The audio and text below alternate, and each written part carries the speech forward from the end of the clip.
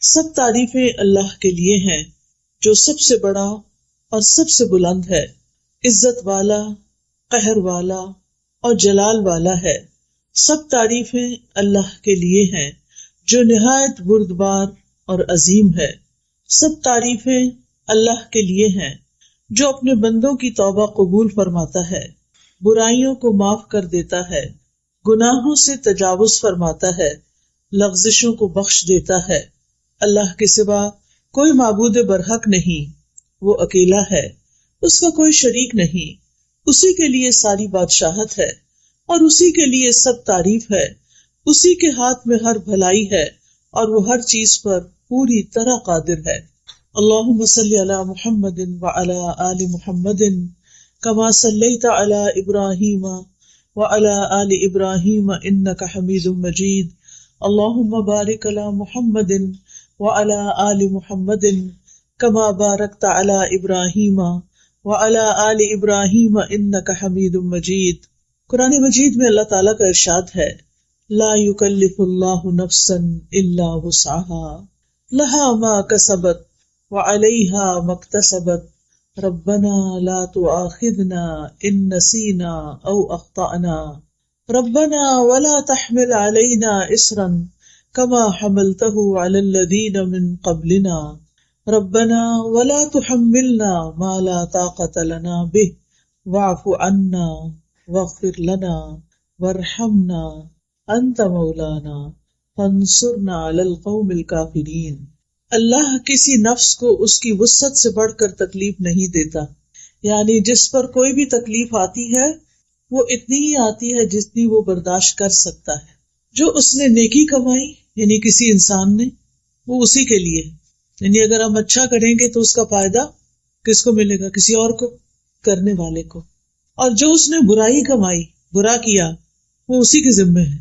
اچھا کریں گے تو اپنے فائدے کے لیے، برا کریں گے تو اپنے ہی سر لیں گے۔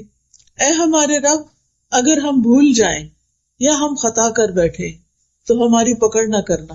کتنی خوبصورت دعا ہے، کیونکہ ہم انسان ہیں نا، ہم بھول جاتے ہیں، ہم سے غلطیاں ہو جاتی ہیں، پھر ہم غلطی کر کے کس کے پاس جائیں؟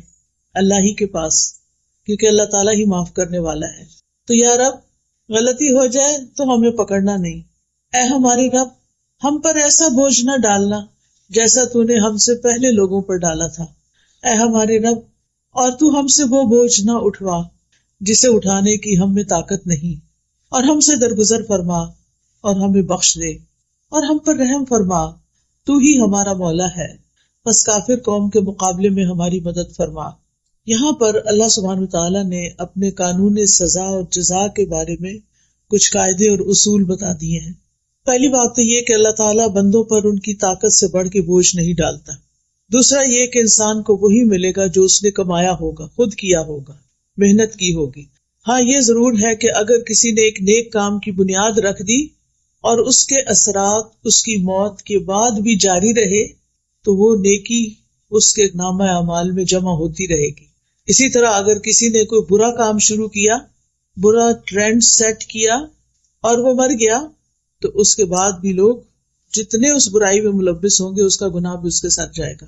جیسے آج کل سوشل میڈیا کا دور ہے نا، تو کچھ لوگ اپنا فیس بک اکاؤنٹ بنا لیتے ہیں اور اس پر بہت فضول قسم کی چیزیں پوسٹ کرتے رہتے ہیں، اور پاسورڈ انہوں نے بہت چھپا کے رکھا ہوتا ہے۔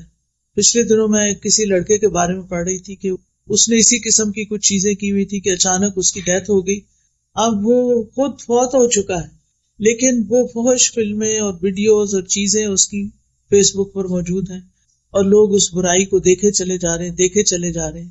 تو اب آپ دیکھیے کہ وہ اور نو مور دنیا میں نہیں، کچھ اور پوسٹ نہیں کر رہا، لیکن وہ جو کر چکا ہے، جس کو اس نے بند نہیں کیا تھا، جس پر اس نے توبہ نہیں کی تھی، وہ اس کے اکاؤنٹ میں، اس کے نامہ اعمال کے اکاؤنٹ میں ایڈ ہوتا چلا جا رہا ہے۔ تو اس لیے انسان جو بھی کام دنیا میں کرے سوچ سمجھ کر کرے کہ میرے مرنے کے بعد مجھے کن الفاظ میں یاد کیا جائے گا، ایک اچھے تعمیری کردار کے انسان کے طور پر یا ایک برے انسان کے طور پر۔ کیونکہ مرنے کے بعد انسان کے لیے جو گواہیاں ہوتی ہیں لوگوں کی، مثلا اگر آپ کا اخلاق اچھا ہے، آپ لوگوں کو فائدہ پہنچانے والے ہیں، لوگوں کے کام آنے والے ہیں، تو جس دن آپ دنیا سے جائیں گے اس دن لوگ آپ کے بارے میں کیا کہیں گے؟ کیا کہیں گے بتائیے؟ بہت اچھا انسان تھا، بہت اچھا تھا. کوئی ادھر سے آئے گا اس نے یہ فائدہ مجھے پہنچایا، کوئی ادھر سے آئے گا وہ روئے گا، وہ کہے گا وہ میرے لیے تو بہت کچھ کرتا تھا، مجھے تو بہت اچھے مشورے دیتا تھا، مجھے تو اس نے فلاں فلاں موقع پہ ہیلپ کی. یعنی لوگ اس کی اچھائیاں یاد کریں گے. اور اگر آپ نے کسی کی زندگی اجیرن کر رکھی ہے، کسی کی لائف میں زہر گھول رکھا ہے، تو مرنے کے بعد لوگ کیا گواہیاں دیں گے؟ شکر ہے گلوں لتھا، وہ پنجابی میں کہتے ہیں نا، شکر ہے جان چھوٹی، شکر ہے اللہ نے سمیٹ لیا اس کو. اور اس کی تکلیفیں یاد کر کے تکلیف محسوس کریں گے. تو یاد رکھیے کہ صرف اتنا ہی کافی نہیں ہے کہ ہم اپنی زندگی میں کچھ اچھا کر لیں تو بس اتنا ہی، یا برا کر لیں تو اتنا ہی رہ جائے گا، وہ ساتھ بھی چلے گا. پھر اسی طرح یہ ہے کہ اگر کسی انسان کی زندگی میں کچھ آزمائشیں ہیں تو ان پر بھی صبر کرنا چاہیے کہ اللہ تعالیٰ کو پتا تھا کہ میں اس کو سہار سکتی، میں اس کو برداشت کر سکتی. اللہ نے مجھ پر میری وسعت سے بڑھ کے بوجھ نہیں ڈالا، اور اللہ تعالیٰ مجھے اس کا بدلہ ضرور دے گا، وہ اس کے ذریعے مجھے پیوریفائی کر رہا ہے. کسی بھی طرح کی سختیاں حق سے، نیکی کے کام سے، اچھی چیزوں سے ہمیں روکے نہیں. اور اللہ کی ایک سنت رہی ہے، ایک طریقہ رہا ہے، وہ کیا کہ جب بھی کوئی اچھا کام کرے گا تو اس کو باتیں سننی پڑے گی، اس کو مشکلات آئیں گی. اور ایسا کیوں ہوتا ہے؟ یہ اس لیے ہوتا ہے تاکہ اس بندے کا کھرا کھوٹا ہونا جانچ لیا جائے.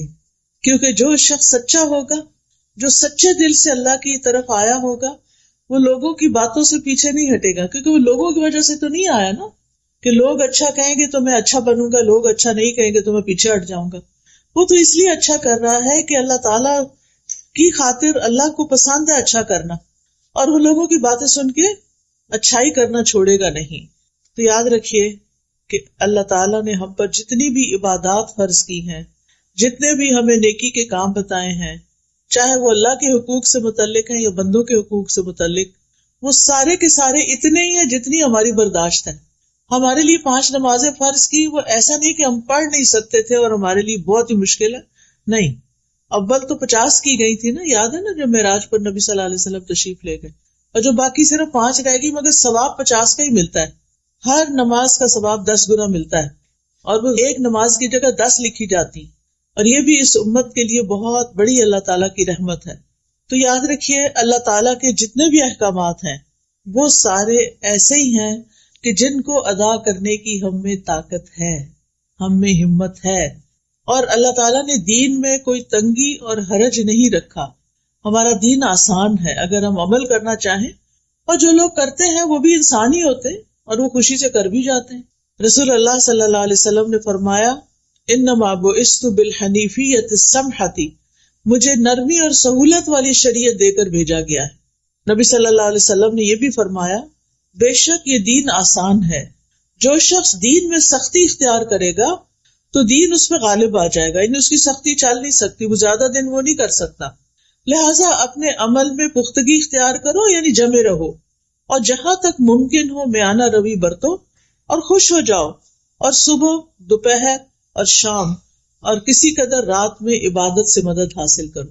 آپ دیکھیے کہ فجر کی نماز کے بعد کتنا سارا گیپ ملتا ہے ظہر تک، پھر ظہر کے بعد عصر تک، عصر کے بعد مغرب تک، عشاء تک. ایک لمبا دن ہوتا ہے، چھوٹے دن ہو تب بھی.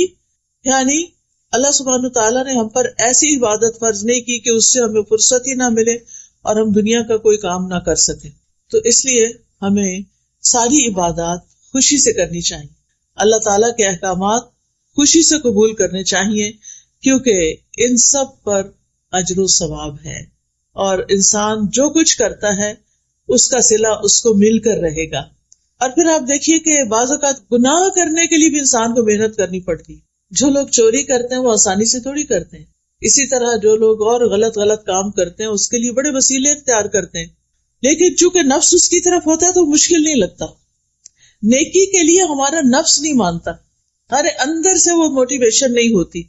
لیکن جب آپ مثلاً حج یا عمرہ کرنے جاتے ہیں تو آپ کے اندر ایک موٹیویشن ہوتی ہے نا، وہاں جا کے اللہ کا گھر دیکھ کے اتنے سارے لوگ نماز پڑھ رہے ہوتے ہیں، ان کو دیکھ کے یہ آپ تھوڑی کرتے ہیں کہ وہاں جا کے لیٹ جائیں، آپ فوراً اٹھتے ہیں، جلدی کرتے ہیں، تھوڑا سا بھی سو کے. اسی طرح رمضان کا مہینہ آتا ہے تو اس میں بھی آپ دیکھیں کہ آپ کا شوق کتنا بڑھ جاتا ہے. تو جب شوق بڑھ جاتا ہے، ذوق بڑھ جاتا ہے، تو عمل آسان ہو جاتا ہے. تو اس لیے انسان کو اپنے لیے کوئی نہ کوئی ایسے ٹارگیٹس رکھنے چاہیے کہ جن کے ذریعے انسان کا نیکی کے کاموں میں شوق بڑھتا رہے.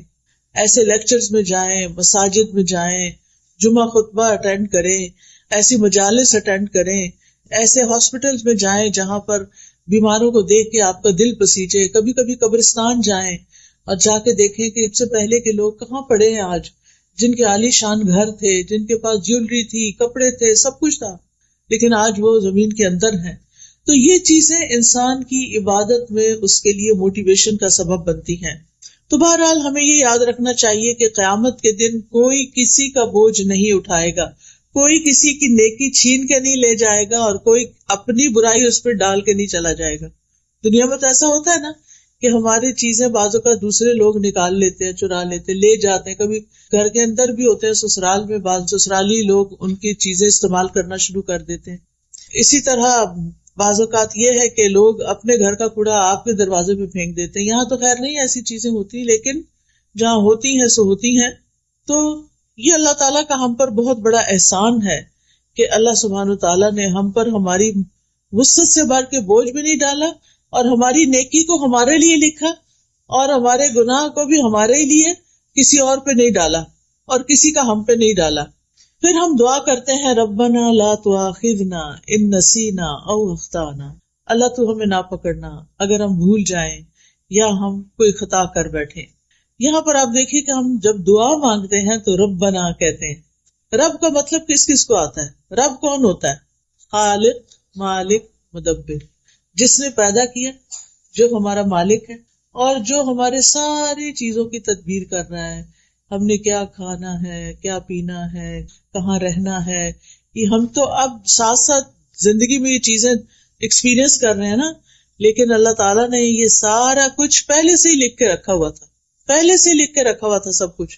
جو چیزیں آج ہمیں مل رہی ہیں اللہ تعالیٰ کو پہلے سے ہی پتا تھا. تو اس نے ہمارے لیے تدبیر کی، اس نے ہمارے لیے وسائل پیدا کیے. تو انسان اپنے اس رب کو پکار رہا ہے کہ اے رب، تو میرا رب ہے، تو نے مجھے پیدا کیا ہے، تو نے مجھے سب کچھ دیا ہے، اب تو مجھے معاف بھی کر دے. تو نے مجھے رزق دیا، تو نے مجھے اولاد دی، تو نے مجھے گھر بار دیا، تو نے مجھے سب کچھ دیا، لیکن میں نے تیرا حق ادا نہیں کیا. میں نے تیرا حق ادا نہیں کیا. تو نے مجھے نعمتیں دی اور میں نے جواب میں تیری ناشکری کی، تیری نافرمانی کی. کتنی دفعہ ایسا ہوتا ہے نا کہ ہم کسی تفریح پہ جاتے ہیں، کچھ پکنک پہ جاتے ہیں، اور وہاں جا کے نماز پڑھنا ہی بھول جاتے ہیں، سیر و تفریح کرتے ہیں، کھاتے پیتے ہیں، انجوائے کرتے ہیں، اور اللہ کو بھول جاتے ہیں. اپنے پیاروں کو تو نہیں بھولا جاتا نا. خوشی کے موقع پر پیارے تو یاد رہتے. آپ کوئی اچھی چیز کھا رہے ہوں تو آپ کے بچے دور ہوں تو آپ کا کیا دل چاہتا ہے. مائیں اکثر کیا کہتی ہیں، میرے بیٹے کو یہ پلاؤ بڑا پسند تھا، پتہ نہیں بیچارہ پڑھنے گیا ہوا ہے وہاں کیا کھاتا ہے کیا نہیں کھاتا. تو پیاروں کو یاد رکھتے ہیں نا خوشی کے موقع پر. اسی طرح جب کوئی غم اور دکھ کا وقت ہوتا ہے تو پھر کون یاد آتا ہے؟ اپنے یاد آتے ہیں. کوئی فوت ہو جائے تو سارے بے شک آ جائیں، یعنی آس پاس کے لوگ، لیکن جب کوئی اپنا ہوتا ہے تو گلے لگ کے روتا ہے انسان. اس کے ساتھ شیئرنگ کچھ اور طرح کی ہوتی ہے. تو اللہ تعالیٰ کے ساتھ بالکل اپنوں والا تعلق ہونا چاہیے. اللہ تعالیٰ کو قریب محسوس کرنا چاہیے. اپنا ہر خوشی اور غم اس کے ساتھ شیئر کرنا چاہیے، اس کی طرف رجوع کرنا چاہیے. نعمتیں ملنے پر شکر ادا کرنا چاہیے. تکلیف آنے پر اس سے صبر مانگنا چاہیے اور دعا کرنی چاہیے. اور یہاں پر انسان کیا کہتا ہے؟ ربنا لا تؤاخذنا ان نسینا. نسینا کا لفظ ہے نا نسیان سے. نسیان کہتے ہیں کسی معلوم چیز سے غافل ہو جانا، اس کو بھول جانا. چابی رکھ کے کہیں بھول گئے، پتا ہے کہ چابی میری ہے، کون سی ہے، کیسی ہے، لیکن پتا نہیں چل رہا کہاں رکھ دی ہے. یعنی ایک چیز جس کو انسان جانتا ہو پھر وہ اس کے دماغ سے غائب ہو جائے تو اس کو ہم بھول جانے کا نام دیتے ہیں. اور خطا جو ہے وہ نافرمانی کرنا ہوتا ہے، مخالفت کرنا. ارادہ نہ بھی ہو تو انسان اس کے اپوزٹ کر جاتا ہے جو اللہ تعالیٰ نے اس کو کرنے کے لیے کہا ہوتا ہے. اسی طرح کسی حکم سے جاہل ہونا، پتہ ہی نہیں کہ وہ کیا کرنا ہے. کیا ہم میں سے ہر ایک کو پورے دین کا پتہ ہے؟ ہم سب کچھ تو نہیں جانتے نا، لیکن ہماری زندگی میں ایسی سچویشنز آتی ہیں کہ ہمیں کرنا کچھ اور چاہیے، ہم کچھ اور کر بیٹھتے ہیں، ہے نا ایسا؟ تو یہ بھی خطا ہوتی ہے. کبھی آپ ڈرائیونگ کرتے ہوئے راستہ بھولے اور آگے جا کے آپ نے کہا یہ تو میرا روز کا راستہ ہے، پتہ نہیں مجھے ہو کیا گیا، میں نے ایگزٹ مس کر دیا. ہوتا ہے نا، جان بوجھ کے کیا ہوتا ہے نہیں. کیوں؟ باتوں میں لگ جاتے ہیں. جب ڈرائیور باتوں میں لگ جاتا ہے تو اکثر راستہ بھول جاتا ہے. یعنی وہ اپنے مقصد سے غافل ہوا، ایک لمحے کے لیے غافل ہوا اور میلوں دور جا پڑا. یہ انسانوں کے ساتھ ہمارا معاملہ ہے، یعنی دنیا میں رہتے ہوئے. تو دین کے معاملے میں بھی ہمارا کچھ ایسا ہی رویہ ہوتا ہے. ہم لوگوں کی باتوں میں آ جاتے ہیں اور اللہ کا حکم بھول جاتے ہیں. ہم کوئی اچھا کام کرنے جا رہے ہوتے ہیں کہ لوگ کہتے ہیں لو یہ تم فلاں کام کرنے، کہیں چیریٹی میں دے رہے ہوتے ہیں نا، تو کہتے تو ان کو دینے کی نہیں ضرورت، ان کے پاس بہت فنڈز ہیں. ٹھیک ہے. مسجد جا رہے ہوتے ہیں تو کہتے کیا ضرورت ہے مسجد جانے کی، عورتوں کی نماز گھر میں ہونی چاہیے. ٹھیک ہے. اس ملک میں تو پھر کہیں بھی اسلام کا نام نہیں ہے. اگر عورت اور بچے مسجد نہیں جائیں گے تو اسلامی ماحول کہاں سے ملے گا؟ تو میرا کہنے کا مطلب یہ ہے کہ انسان جب جانتے بوجھتے ہوئے بھول کا شکار ہو جاتا ہے تو اس سے غلطی ہو جاتی ہے. اب غلطی ہو گئی، چاہے بھول کے ہوئی چاہے غفلت سے ہوئی، غلطی تو غلطی ہے نا. اب جب آپ نے ایسا کر لیا تو اس کے بعد کوئی ریگریٹس ہوتے ہیں کیا؟ ایگزٹ مس کرنے پر کوئی ریگریٹ ہوتا ہے؟ دل چاہتا ہے گھر ہی نہ جاؤ، آپ ادھر ہی بیٹھ جاؤ. کیا کر لیا، اتنے منٹ میں پہلے ہی لیٹ ہو رہی تھی اور لیٹ ہو گئے. سارے پیچھے سے بولنا شروع کر دیتے ہیں جو گاڑی میں بیٹھے ہوتے، بجائے اس کے کہ تسلی دی اچھا کوئی بات نہیں. ہم دوسروں کو اکثر پرووک ہی کرتے رہتے ہیں. خاص طور پہ میں خواتین سے کہوں گی کہ بچوں کی تربیت میں بڑے صبر و تحمل سے کام لیں. آپ گھر میں ایک سینٹرل رول پلے کرتے ہیں. آپ کے اوپر آپ کے ہسبینڈ ہیں، ہسبینڈ کے اوپر ان کا باس ہے، آپ کے نیچے آپ کے بچے ہیں اور بچوں کے بھی لیولز ہیں. ایک بچہ، پھر اس سے چھوٹا بیٹا ہے، پھر بیٹے سے چھوٹی بیٹی ہے، بیٹی سے چھوٹا پھر بیٹا ہے. آپ کہاں کھڑے ہیں؟ بیچ میں کھڑے ہیں نا. اگر آپ اسٹرانگ ہوں گے، آپ کے ری ایکشنز اچھے ہوں گے تو گھر کا ماحول بڑا خوبصورت ہوگا. اب ہوتا کیا ہے، باس نے کیا کیا، میاں کو، آپ کے ہسبینڈ کو کچھ کہہ دیا، اس کو چڑھ گیا غصہ. کیا وہ باس کے آگے بول سکتا ہے؟ نہیں، کیونکہ نوکری چلی جائے گی. اگر بولا تو وہاں تو نہیں بولنا. اب وہ ادھر تو چپ رہا. جب گھر آیا اور کھانا کھانے لگا اور کھانے میں تھوڑا سا نمک تیز تھا، کیا ہوگا؟ غصہ کس پہ نکلے گا؟ بیوی پہ. اب بیوی کو غصہ آیا ہوا ہے، اب وہ میاں کے آگے بول نہیں رہی کہ میں صبر کر رہی. ٹھیک ہے کہ ابھی آئے ہیں، تھکے ہوئے آئے ہیں، اب اگر میں نے بولنا شروع کیا کہ میں سارا دن یہ اور یہ کرتی رہی ہوں، اگر تھوڑا سا نمک زیادہ ہو تو کیا ہوا؟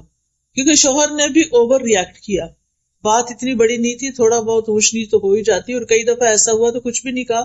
آج چونکہ پیچھے سے غصہ لے کے آئے تھے لہٰذا کہیں تو نکالنا تھا. یاد رکھیے، یعنی ہماری ہیومن نیچر یہ ہے کہ ہم جب غصہ کرتے ہیں تو وہ اندر بھر کے رکھتے ہیں، اس کو ختم نہیں کرتے، اسے جانے نہیں دیتے، ریلیز نہیں کرتے. اب کھانے کی میز پہ ماں بھی بیٹھ گئی، بچے بھی بیٹھ گئے. اچھا، بچوں کی عادت یہ ہوتی ہے کہ کھانا کھاتے ہوئے وہ کیا کرتے ہیں، کبھی ہاتھ پاؤں ہلاتے ہیں، کبھی ٹانگیں ہلاتے ہیں، کبھی ایسے میز پہ لیٹ جاتے ہیں، کبھی کچھ کرتے ہیں. اچھا، ماں نے پانی کا گلاس بھر کے رکھا ہوا تھا سائڈ پر، تو بچے نے ایسے ہی کھیل کھیل میں ہاتھ مارا، وہ نیچے جا گرا. اب کیا ہوگا؟ اب ماں کا جو غصہ بھرا ہوا تھا وہ کس پہ نکلے گا؟ بچے پہ. اور تھوڑا سا نکلے گا یا زیادہ نکلے گا؟ ٹھیک ٹھاک نکلے گا. اچھا، اب بچہ وہاں سے اٹھ کے چلا جائے گا، جا کے صوفے پہ بیٹھ کے اپنا موبائل نکالے گا اور کچھ کھیل کھیلنے لگے گا. اتنے میں جو چھوٹی بہن تھی وہ کسی چیز سے کھیل رہی تھی، وہ لگا آ کے اس بچے کو. اب وہ بچہ کیا کرے گا؟ اب بچہ غصہ اتارے گا، دونوں کی فائٹنگ شروع ہو گئی. اچھا، اب وہ جو چھوٹی تھی جس کو پڑی بھائی سے، اب اس کے دل میں غصہ ہے ابھی بھی، وہ جا کے اپنا بھالو اٹھاتی اور اس کو پٹک پٹک کے مارتی ہے اس کو. یہ ہوتا ہے گھروں میں، ٹھیک ہے نا. لیکن اگر ہم جو بیچ میں ہے نا، بیچ میں ماں، آپ کہے گی ساری باتیں ماں کو سناتی ہیں، سب کچھ ماں ہی کرے، میں ہی سب کچھ ہوں، میرے اوپر ہی سارا کام ہے، میں ہی سارا برداشت کروں، میں ہی. نہیں، اللہ نے آپ کو یہ مقام دیا ہے، اللہ نے آپ کو ممتا دی ہے، محبت دی ہے. آپ شوہر یا ساس کی باتوں سے غصے میں آ کے اپنے بچوں کی تربیت خراب نہ کریں. بچے صرف آپ کے لیکچر نہیں سنتے، بچے سی سی ٹی وی کیمرہ جو ہوتا ہے نا، اس کی طرح باریک آنکھ سے ہر کچھ دیکھ رہے ہو. کھیل رہے ہوتے ہیں، کان ان کے سارے آپ کی طرف ہوتے ہیں، ماما کس سے باتیں کر رہی ہیں، کیا باتیں کر رہی ہیں. اگر وہ آپ کا موڈ آپ دیکھتے ہیں تو پریشان ہو جاتے ہیں، اگر آپ اوور ایکسائٹیڈ ہیں تو ضرور کمنٹ کریں گے. اچھا پھر کیا ہوتا ہے، جو آپ کر رہے ہوتے ہیں نا وہ بھی وہی کرنا شروع کر دیتے ہیں، اور فار لائف ان کے اندر وہ عادتیں آ جاتی. تو یہ سلسلہ ختم نہیں ہوتا.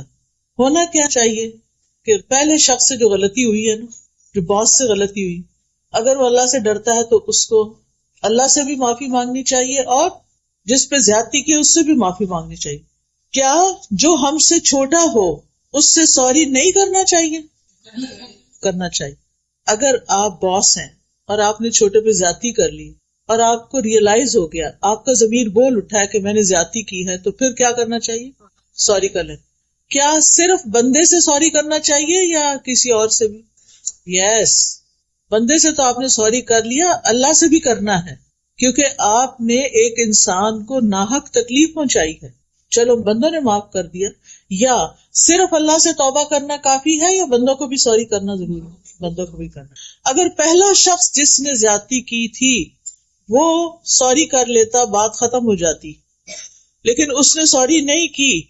آپ کو پتا نا قابیل نے حابیل کو قتل کر دیا تھا. اب ہوتا کیا ہے، اب تک دنیا میں قتل کا جو سلسلہ چل رہا ہے اس کے گناہ کا ایک حصہ قابیل تک جاتا ہے. قیامت کے دن اس کا گناہ کتنا بڑا ہوگا، پہاڑوں جتنا، اس سے بھی بڑا، اور وہ بھی قتل کا گناہ.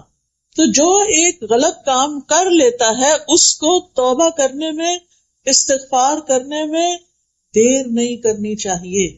اچھا چلے اس باس نے تو سوری نہیں کی، لیکن آپ کے ہسبینڈ نے جو آپ کے ساتھ زیادتی کی، چلے آئے تھے، غصہ تھا، کھانا شروع کیا، غصہ نکالا، پھر تھوڑی دیر میں نارمل ہو جانا چاہیے تھا، تاکہ بچے جو ہیں وہ ٹیبل پر بیٹھ کر پریشان نہ ہو. کیونکہ پریشانی کے عالم میں جو کھانا کھایا جاتا ہے نا وہ لگتا نہیں، پھر وہ صحیح طرح ڈائجسٹ ہی نہیں ہوتا. بچے سہمے بیٹھے ہیں ٹیبل پر.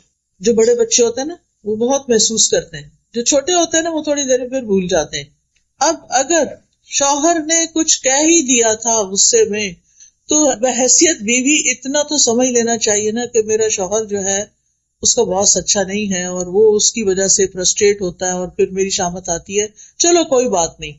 اگر وہی آگے سے ہنس کے، یعنی ہنسنا شروع کر دیتی، شوہر غصہ کر رہا اب وہ تھوڑا سا ہنس دیتی، چلیے آئندہ نہیں ہوگا چھوڑیں اس کو، یا کوئی بھی بات کر دیتی، تو شوہر بھی شاید نارمل ہو جاتا اور بات نہ بڑھتی. اس نے بھی شوہر کی تنقید کو بہت سیریس لے لیا اور چیخنا چلانا شروع کر دیا. بچوں نے وہ تماشا دیکھا، تھوڑی دیر میں بچے نے تماشا کیا، اس پہ اور اس پہ اور اس پہ اور. یعنی آپ سوچئے وہ پہلی غلطی کتنی غلطیوں میں کنورٹ ہوئی. تو اگر ہم ابتدا کرنے والے ہوں تو پھر ہم ہی کو توبہ کر لینی چاہیے، ہم ہی کو ہی ودرا کر لینا چاہیے. اور صبر اسی کا نام ہے.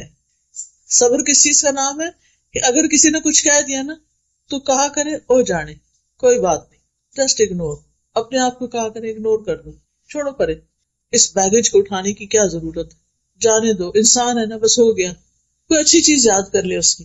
جن انسانوں کے ساتھ آپ کی روزمرہ ڈیلنگ ہوتی ہے آپ کو چاہیے کہ آپ ان کی خوبیاں ٹپس پر یاد رکھیں کہ ان کے اندر یہ اور یہ اور یہ خوبی ہے، تاکہ جس وقت وہ کوئی خرابی کرے تو آپ کیا کریں، فوراً گردان پڑھ لیں، ان کے اندر یہ اور یہ اور یہ خوبیاں ہیں. خاص طور پر ہسبینڈ کی خوبیوں کا ضرور پتا ہونا چاہیے کہ وہ ہمارے لیے کہاں کہاں کتنے معاون ہیں، مددگار ہیں، سپورٹر ہیں، ان سے ہمیں کیا کیا فائدے ملتے ہیں. آپ سوچئے کہ اگر میری شادی ان سے نہ ہوتی تو میں کہاں ہوتی، پاکستان کے ایک گاؤں میں. یہ بہت سی خواتین کی یہ کہانی، وہ کہاں سے اٹھ کر شادی کی وجہ سے کہاں آ پہنچی. آپ سوچا کریں کہ اگر میری ان سے شادی نہ ہوتی تو یہ میرے بچے کہاں سے آتے، جن کو میں بہت ہی پیار کرتی. کیونکہ بعض اوقات ہم کہتے ہیں نا اس شخص سے ہمیں کچھ نہیں کبھی ملا، اللہ نے اس کے ذریعے آپ کو بچے دیے ہیں، اس پر آپ شکر ادا کریں. تو اس کے علاوہ بھی کوئی اس نے آپ کو کہیں ویکیشن پہ لے کر گیا ہوگا، کوئی شاپنگ کرائی ہوگی، عمرے پہ لے کر گیا ہوگا، کچھ تو کیا ہی ہوگا نا. آخر ہر انسان کے اندر، ٹھیک ہے کچھ لوگوں کی اچھائیاں زیادہ ہوتی ہیں تو وہ اوپر آ جاتی ہیں اور برائیاں دب جاتی ہیں، کچھ لوگوں کی بری عادتیں اتنی زیادہ ہوتی ہیں کہ ان کی اچھائیاں بھی، جو بڑی بڑی اچھائیاں ہوتی ہیں وہ بھی دب جاتی ہیں. تو نتیجہ کیا ہوتا ہے کہ ہم پھر ساری زندگی جل جل کے کڑ کڑ کے گزارتے ہیں. ہمارا شیطان ہمارے ساتھ جو لگا ہوا ہے نا ہر وقت، وہ کیا کرتا ہے، جب کسی سے کوئی ذرا سی ہمیں تکلیف پہنچتی ہے نا، اس کی 10 اور تکلیفیں یاد کرا دیتا ہے. اس نے وہاں بھی یہ کیا تھا، فلاں موقع پہ بھی کیا تھا، پچھلے اگلے زخم سارے تازے ہو جاتے ہیں پھر. تو آپ نے الٹ کرنا ہے اس کا. دیکھیں اگر آپ کے ہاتھ یا بازو کا کوئی حصہ جل جاتا ہے تو آپ کیا کرتے ہیں؟ مزید آگ میں دیتے ہیں اس کو؟ کیا کرتے ہیں؟ برف لگاتے ہیں. اچھا، اور کیا لگاتے ہیں؟ آئس لگا کے، اور بھی تو کچھ لگاتے ہوں گے. کون سی میڈیسن لگاتے ہیں آپ؟ وہ کہتے ہیں ٹوتھ پیسٹ لگاتے ہیں. کچھ لوگ ہنی لگاتے ہیں. میں اس لیے یاد دہانی کرا رہی ہوں کہ عورتوں کو کچن میں اکثر واسطہ پڑتا رہتا ہے. اس وقت ایسی جلن ہوتی ہے کہ بھول جاتا ہے کیا لگانا ہے. ہنی سب سے اچھی ہے، یاد رکھیے. ہنی کچن میں ضرور ہونی چاہیے. کچھ چھوٹی موٹی بھی بھاپ شاپ پڑے، تھوڑی دیر بہت کاٹتی ہے، لیکن پھر آپ کا چھالا نہیں بنے گا. یاد رکھیے گا اس میرے نسخے کو، ٹوٹکے کو. انشاءاللہ آپ کو پہلے سے ہی پتا، لیکن بھولے ہوئے، جواب نہیں دیا آپ نے. اچھا جناب، تو میرا کہنے کا مطلب یہ ہے کہ جب کوئی ہمارے ساتھ برا کرے تو اس کی اچھائیاں فوراً یاد کر لیں. ہنی لگا لیں، ہنی بھی میٹھی ہوتی ہے نا، اس کی مٹھاس یاد کر لیں. ٹھیک ہے، تو جلن کم ہو جائے گی. تھوڑی دیر اور زیادہ ہوگی لیکن پھر کم ہو جائے گی. چھالے نہیں پڑیں گے، پھر زخم نہیں بنیں گے، پھر نشان نہیں پڑیں گے جلنے کے. تیز ہونا، جلن زیادہ ہو جائے تو نشان بھی پڑ جاتے ہیں نا، وہ جاتے نہیں. تو ہم نے ایسے ہی جل جل کے نشان اپنے اندر بڑے پکے کیے ہوئے. تو یاد رکھیے کہ غلطی، بھول چوک ہم سب کی زندگی میں ہے. نبی صلی اللہ علیہ وسلم نے فرمایا، بے شک اللہ نے میری امت سے غلطی، بھول اور جس چیز پر لوگوں کو مجبور کر دیا جائے اس سے درگزر فرمایا. تو اللہ تعالیٰ معاف کرنے والے، ہمیں بھی لوگوں کو معاف کر دینا چاہیے. مثلاً روزے کی حالت میں اگر آپ نے بھول کر کچھ کھا لیا تو کیا ہوا؟ روزہ ٹوٹ گیا؟ نہیں، روزہ نہیں ٹوٹا. یہ نہیں کہ اور کھانے بیٹھ سے کہ اب تو روزہ ٹوٹ گیا، اب تو چلو تھوڑا سا اور کھا لو. ایسا نہیں کرنا، بلکہ اندر بھی نہیں لے جانا. یاد آ گیا تو باہر نکال دیں. ٹھیک ہے، لیکن ایک بات یاد رکھیے، ارادتاً کیے ہوئے گناہوں پہ پکڑ ہوتی ہے جو جان بوجھ کے انسان کرتا ہے. قرآن مجید میں آتا ہے، وَلَيْسَ عَلَيْكُمْ جُنَاحٌ فِي مَا أَخْطَأْتُمْ بِهِ وَلَكِنْ مَا تَعَمَّدَتْ قُلُوبُكُمْ، اور تم پر اس میں کوئی گناہ نہیں جس میں تم نے خطا کی، اور لیکن جو تمہارے دلوں نے ارادے سے کیا اس پر پکڑ. جس چیز کا پتہ چل جائے یہ غلط ہے تو پھر کیا کرے؟ چھوڑ دے. چھوڑنے کی پوری کوشش کرے. نہ چھوٹ رہی ہو وہ برائی، اللہ سے خوب دعائیں شروع کر دیں، اللہ میں اپنی اس بری عادت سے بہت تنگ ہوں، میں یہ غلط کام نہیں کرنا چاہتی لیکن I can't help myself، بار بار میں اس میں جا پھسلتی ہوں، گر جاتی ہوں. مثلاً اگر آپ کو سیل فون پر کوئی بری چیز دیکھنے کی عادت پڑ گئی ہے، آپ کا وقت بھی ضائع ہوتا ہے، آپ کی نگاہیں بھی خراب ہوتی ہیں، تو آپ اس سے چھٹکارا چاہتے ہیں، پھر اللہ کی مدد لیں، استغفار کریں، توبہ کریں اور اس ایپ کو ڈیلیٹ کر دیں. ٹھیک ہے، اور اس کے قریب نہ جائیں. لا تقربوا الزنا، آنکھوں کا بھی زنا ہوتا ہے نا، جب انسان فحش چیزیں دیکھتا ہے. قرآن مجید میں آتا ہے ولا تقربوا الزنا، زنا کے پاس بھی نہیں جانا. تو بہرحال ہم سے غلطیاں ہوتی ہیں، اللہ کے حق میں بھی ہوتی ہیں اور بندوں کے حق میں بھی ہوتی ہیں، اور پھر وہ غلطیاں بوجھ بن جاتی ہیں ہمارے اوپر. تو ہمیں دعا کرنی چاہیے، ربنا ولا تحمل علینا اصرا کما حملته علی الذین من قبلنا، اللہ ہم پہ وہ بوجھ نہ ڈال جو ہم سے پہلے لوگوں پہ ڈالے. یعنی دین کے معاملے میں ہم پر وہ ذمہ داریاں نہ آئیں جو ہم اٹھا نہ سکیں، یا ہم کوئی ایسا عہد نہ کسی سے کریں جس پہ قائم نہ ہو سکیں. اللہ ایسا گناہ نہ کر بیٹھے جس کی توبہ نہیں، کیونکہ شرک کی توبہ نہیں ہے نا. تو یہ نہیں کہ آپ کہیں کہ میں تو بھول گئی تھی، نہیں، شرک کسی حال میں معاف نہیں. تو اس کے بارے میں بھی دل میں رکھے کہ اللہ ہم سے شرک نہ ہو، یا یہ کہ ہمارے اوپر کوئی ایسے کام نہ آئے کہ جس کو ہم نبھا نہ سکیں، ایسی بیماری نہ آئے کہ ہم اٹھنے بیٹھنے کے قابل ہی نہ رہیں. اللہ سے دعا کرنی چاہیے کہ اللہ تعالیٰ برے بڑھاپے سے اور بدترین بیماریوں سے ہمیں بچا کے رکھنا. اب دیکھیے کہ جو بزرگ، ابھی میں گاڑی میں انٹر ہو ہی رہی تھی کہ ایک فون آ گیا. ایک آنٹی ہے کافی بزرگ، بیچاری اکیلی رہتی تھی، کہتی ہوں فجر کی نماز کے لیے اٹھی ہوں اور گر گئی ہوں، ریبس ٹوٹ گئی ہیں اور پتہ نہیں کیا کیا ہو گیا ہے، ہل بھی نہیں سکتی، ہاسپٹل میں پڑی ہوئی ہیں. ایسی دل کو تکلیف ہوئی. کہتی میری برتھ ڈے تھی اس دن اور میں اٹھی تھی کہ آج میں نے اتنا صدقہ کرنا ہے، آج میں نے یہ کرنا ہے، لیکن میرے ساتھ دیکھیں کیا ہو گیا. تو تو میرے لیے دعا کریں، آپ بھی دعا کریں اللہ تعالیٰ ان کو صحت دے اور ان کی تکلیف دور کرے۔ اب آپ سوچیں کہ جس شخص کی ربز ٹوٹ جائیں اس کے لیے تو سانس لینا بھی دوبر، تو اللہ ہمیں کسی ایسی تکلیف میں نہ ڈالنا، ایسی مشکل میں نہ ڈالنا کہ ہم دوسروں پہ بوجھ بن جائیں۔ ربنا ولا تحملنا ما لا طاقت لنا به، اللہ ہم سے وہ بوجھ نہ اٹھوا جس کے اٹھانے کی ہمیں طاقت ہی نہیں، یعنی ایسے کاموں کی ذمہ داری ہم پہ نہ آئے جو ہم نبھا نہ سکیں۔ بعض اوقات ایسا ہوتا ہے کہ انسان کی زندگی میں ایسے حادثات ہو جاتے ہیں کہ انسان کو مجبوراً وہ ذمہ داریاں لینی پڑ جاتی ہیں۔ میری خالہ اللہ تعالیٰ ان پر اپنی رحمت نازل کرے، ان کے اپنے 11 بچے تھے، جو سب سے بڑا بچہ تھا اس کی کار ایکسیڈنٹ میں ڈیتھ ہو گئی، اس کی اور اس کی بیوی دونوں کی۔ 4 بچے چھوٹے چھوٹے پیچھے تھے، وہ بچ گئے۔ اب آپ خود سوچیں کہ جس خاتون نے اپنے اتنے بچے پالے اور 4 یتیم بچوں کو پالنے کی ذمہ داری ان پہ آ گئی، اور ایج ایسی تھی کہ جوان نہیں تھی اب، لیکن بڑی اچھی طرح انہوں نے وہ ذمہ داری نبھائی۔ لیکن ان کو دیکھ دیکھ کے رحم آتا تھا کہ کیسی آزمائش میں آ پڑی۔ ایک تو یہ کہ اللہ تعالیٰ کو پتا ہوتا کہ کون کیا بوجھ اٹھا سکتا ہے، لیکن پھر بھی ہم کمزور ہیں، کیونکہ پھر ہمارے منہ سے کوئی باتیں نکل جاتی ہیں کہ اللہ میرے ساتھ ایسا کیوں، یہ کبھی نہ جملہ بولیں۔ اللہ کو زیادہ پتا ہے کہ کسی کے ساتھ کیا ہونا چاہیے اور کیا نہیں ہونا چاہیے۔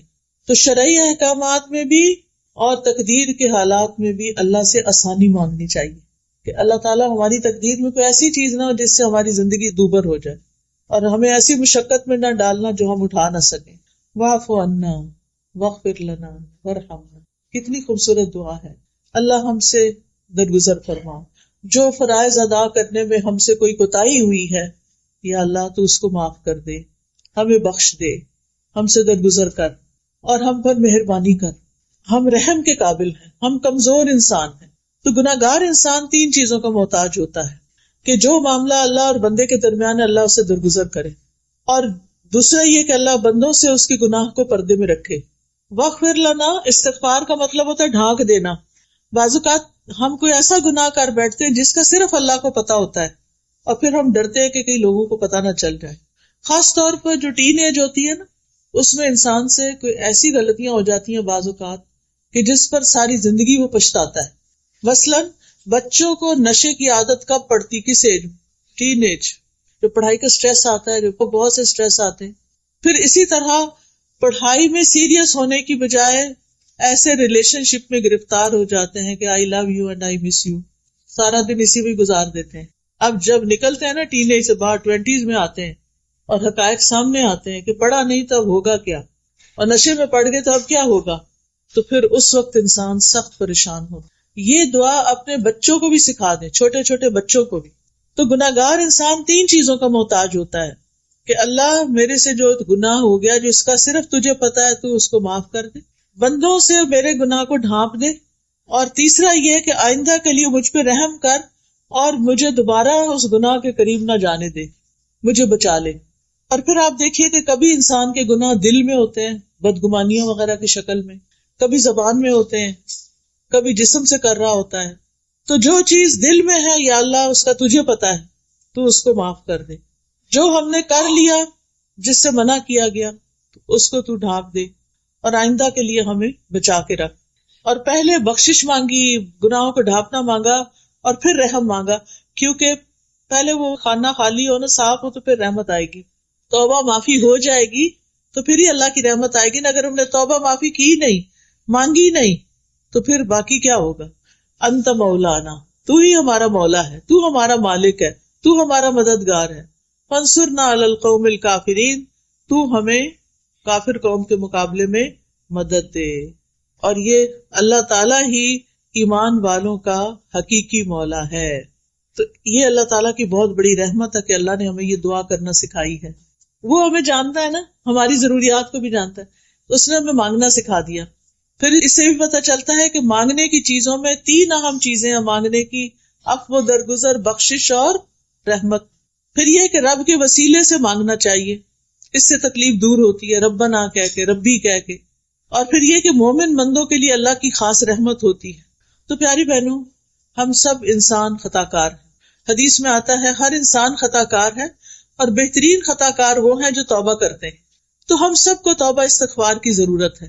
مومن سے بھی گناہ ہو جاتا ہے، متقی انسان سے بھی ہو جاتا ہے، پارسا، محسن، اعلیٰ درجے کے نیک انسان سے بھی غلطی ہو جاتی.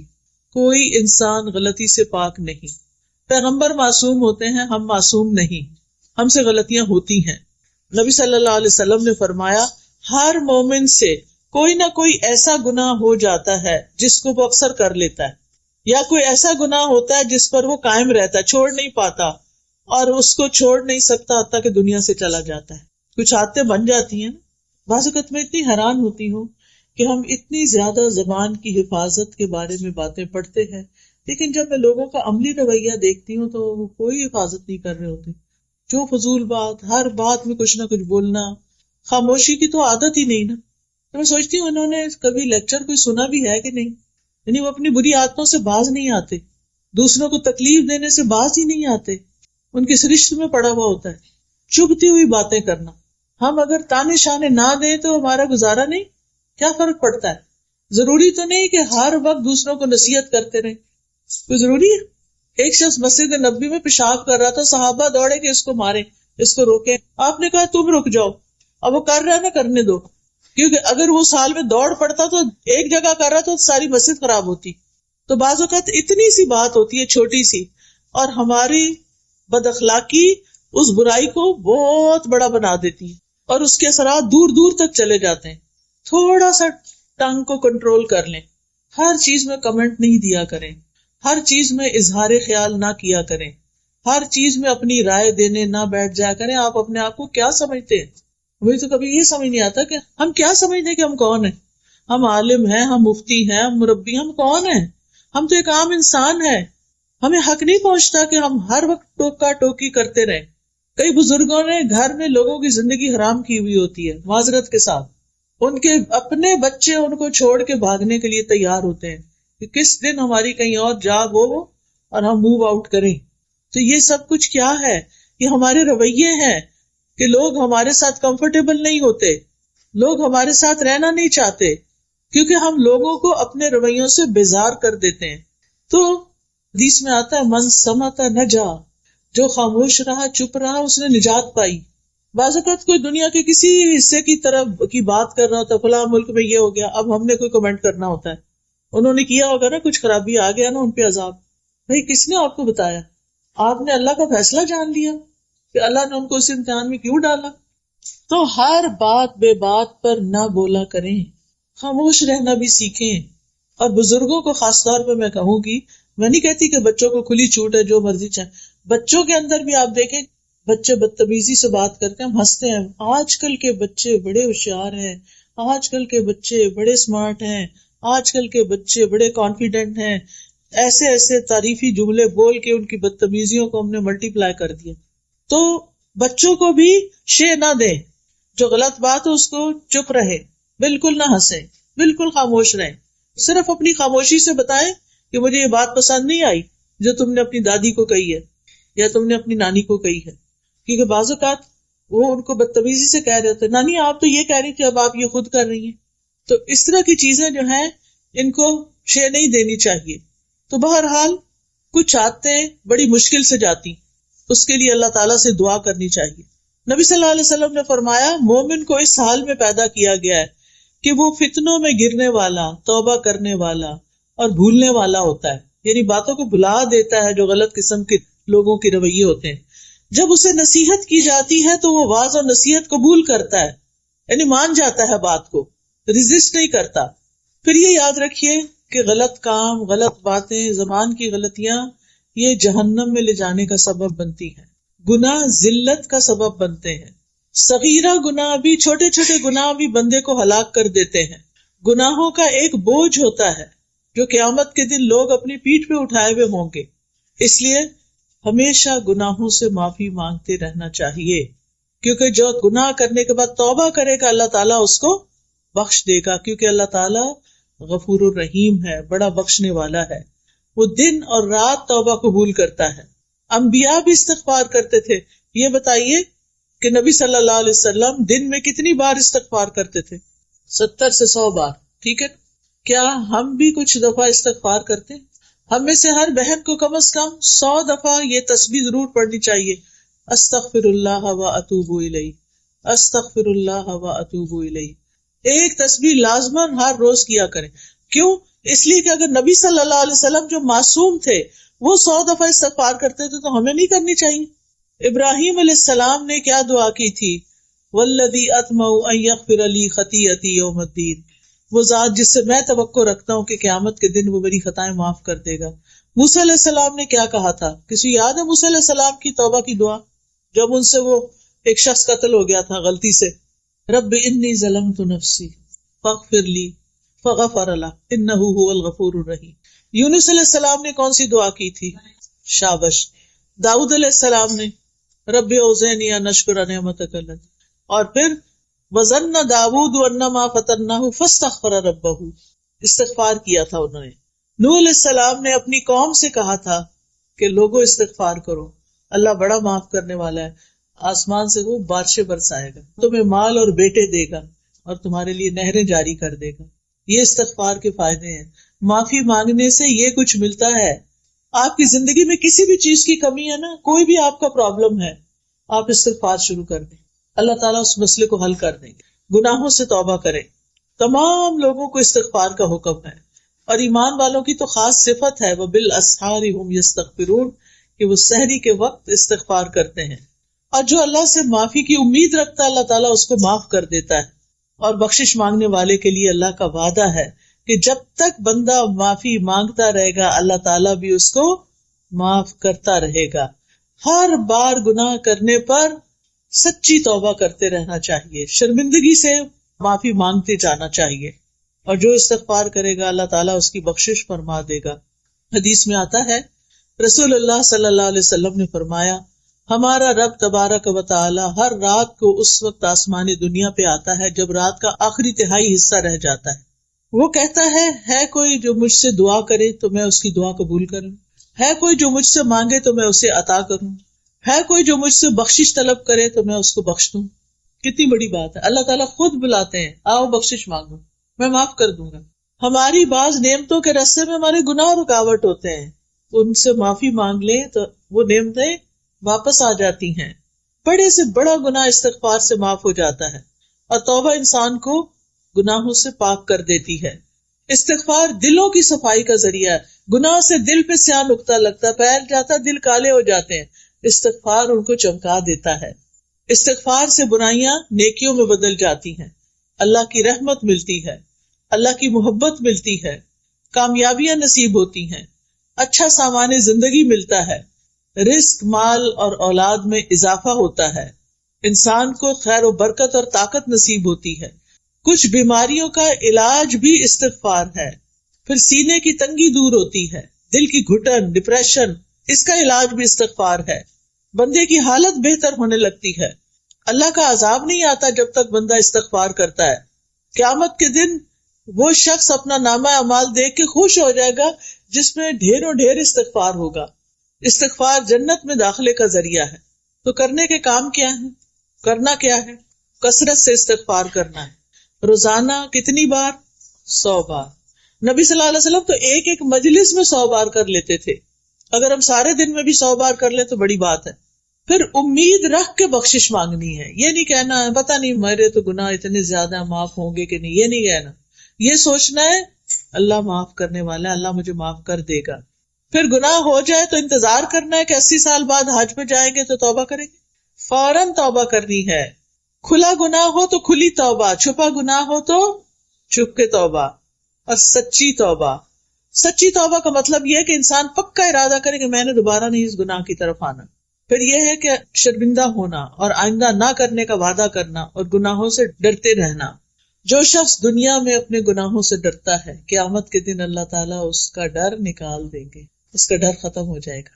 لہٰذا پیاری بہنوں، آج کا میرا میسج آپ کے لیے یہی تھا اور اپنے لیے بھی، کہ اپنی غلطیوں پر معافی بھی مانگنی ہے اور اصلاح بھی کرنی ہے اور اللہ تعالیٰ سے مدد مانگتے رہنا ہے. ٹھیک ہے نا؟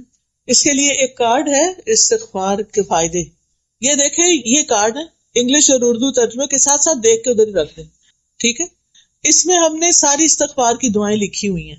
اگر آپ دن میں ایک دفعہ یا ہر جمعے کو بیٹھ کے آخری گھڑیوں میں دعائیں قبول ہوتی ہیں اس وقت پڑھ لیں، سحری کے وقت پڑھ لیں. یہ آپ میں سے ہر ایک کے پاس ہونا چاہیے. اب مجھے نہیں پتا کہ ہر ایک کو پورا آئے گا کہ نہیں، لیکن ایک کتاب ہے ایاک نستعین ہے آپ کے پاس، اس کے اندر بھی لکھا ہوا ہے استغفار، ٹھیک ہے؟ اس میں حفاظت کی دعائیں بھی ہیں، انگلش کی بھی ہے اور یہ اردو کی بھی ہے۔ اس کے علاوہ ہمیں ہر وقت کنفیوژن رہتی ہے، یہ کام کریں کہ نہ کریں، یہ رشتہ آیا اب کیا کریں، کبھی اس سے مشورہ کرتے کبھی اس سے۔ سب سے پہلے اللہ تعالیٰ سے مشورہ کریں، استخارہ، یہ کارڈ بھی ہر گھر میں ہونا چاہیے۔ پھر بہت سے لوگ بیمار ہیں، دعا کر دیں، کوئی دوسرے تو کریں گے، آپ خود بھی کریں، یہ آیات شفا ہے۔ اچھا، بعض لوگوں کی بیماری ڈائگنوز نہیں ہوتی، ڈاکٹرز کہتے ہیں آپ کو کچھ بھی نہیں، لیکن آپ کہتے ہیں میں ٹھیک نہیں، ایسا ہوا کبھی؟ ہوتا ہے، ہر ایک کے ساتھ ہی تھوڑا بہت ہوتا ہے۔ اس کا علاج یہ کہ بیری کے پتے، پتہ نہیں یہاں تو بیری اگتی ہے کہ نہیں، لیکن اگر نہیں بھی تو آپ پانی کے اوپر یہ آیات پڑھ کے دم کر کے پھر اس میں سے کچھ گھونٹ پی بھی لیں اور کچھ اسپرے بوٹل میں رکھ لیں، اپنے اوپر اسپرے کر لیا کریں اور اس سے اپنے جسم پر بھی بہا لیں، تو انشاءاللہ بہت سی بیماریاں ٹھیک ہو جائیں گی۔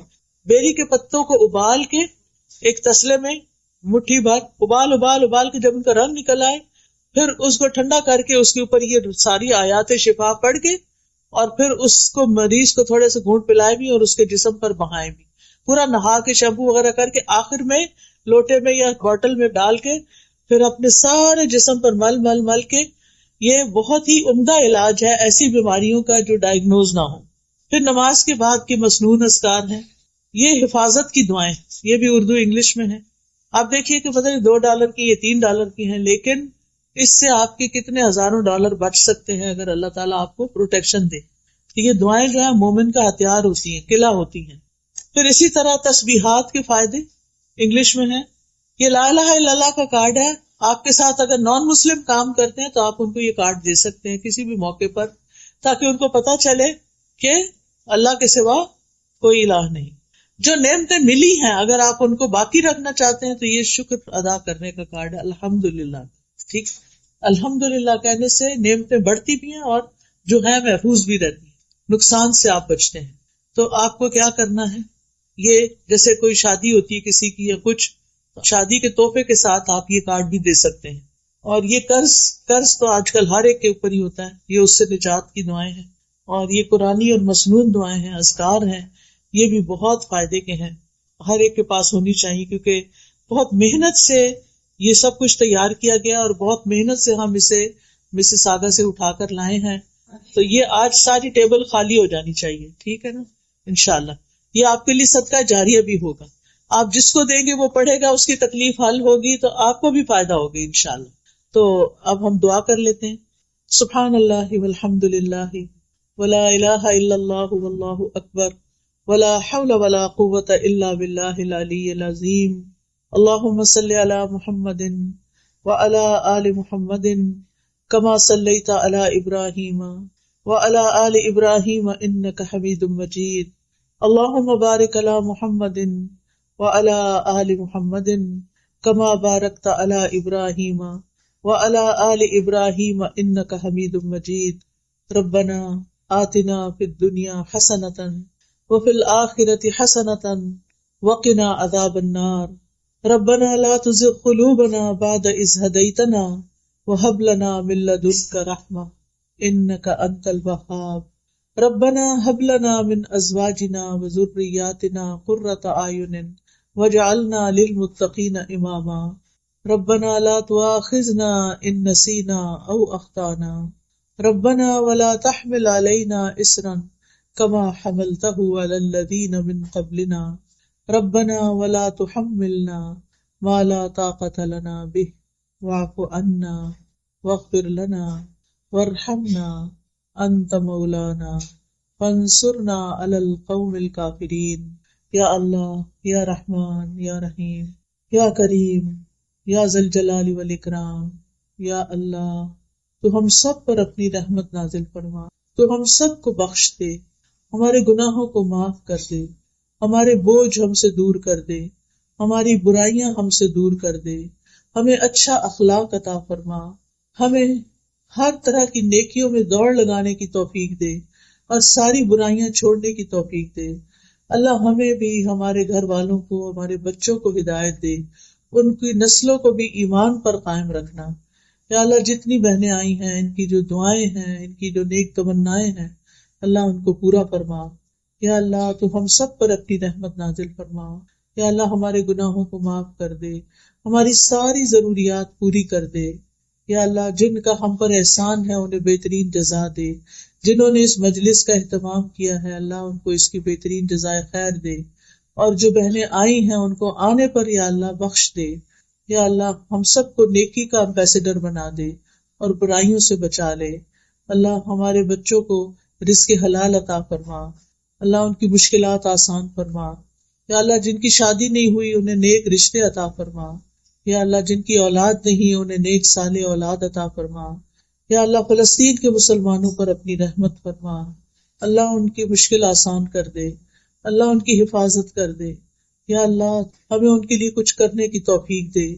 یا اللہ ہمارے گناہوں کو معاف کر دے۔ یا اللہ اس مسجد میں خیر و برکت پیدا کر دے، اس مسجد کی انتظامیہ کو جزائے خیر عطا کر۔ یا اللہ جتنی بہنیں آئی ہیں، جنہوں نے بھی سنا ہے، جو بھی سننے والے ہیں، سب کو اجر عظیم عطا فرما۔ ہمارے والدین پر اپنی رحمت فرما، ہمارے فوت شدگان کی بخشش فرما دے، ہمیں نیکیوں کی توفیق دے۔ ربنا تقبل منا انک انت السمیع العلیم وتب علینا انک انت التواب الرحیم۔